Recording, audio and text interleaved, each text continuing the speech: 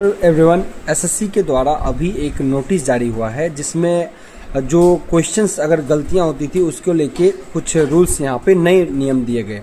जैसे कि पहला नियम में ये है कि अगर आपके वो क्वेश्चन कोई भी गलत हैं तो उसको सीधे 1 नंबर सभी को दे दिए जाएंगे। पहला में ये है कि अगर कोई भी क्वेश्चन अगर गलत हुआ तो सीधे 1 नंबर सबको मिलेगा। अब उसकी करेक्शन की कोई ये नहीं है कि कोई कंप्लेन किया है नहीं किया, इसका कोई मतलब नहीं है। दूसरा, अगर कोई ऐसा कोई प्रश्न है जिसमें मल्टीपल आंसर है सही, मतलब एक से ज़्यादा ऑप्शन जो है सही है, यानी ए और बी सही है, 2 ऑप्शन सही है, जबकि मल्टीपल का ऑप्शन का अपने ऑप्शन नहीं, ऐसा नहीं है।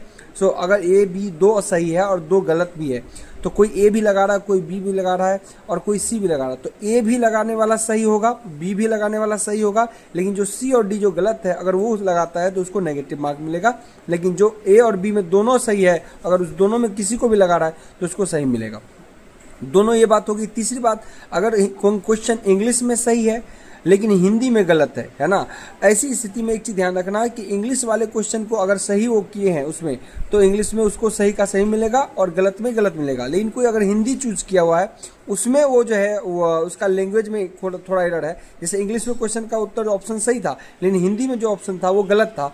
ऐसी स्थिति में हिंदी वाले बच्चों ने जिसमें एरर था उसको जो है 1 नंबर अवार्ड किए जाएंगे, क्योंकि उसमें गलत है। तो जिसने इंग्लिश हिंदी ऑप्ट किया होगा उसको हिंदी वाले बच्चों को 1 नंबर अवार्ड कर दिए जाएंगे। जबकि इंग्लिश वाले में अगर सही था ऑप्शन दिए हुए इंग्लिश में सही है तो इंग्लिश में अगर आपने सही किया है तो सही होगा, गलत किया तो गलत होगा। तो बहुत सारे नियम है इस तरीके से जो एसएससी ने आज पब्लिश किया एक नोटिस में। तो बाकी इस पर और भी वीडियो बनाएंगे, पर यही इसका पूरा निचोड़ है। धन्यवाद।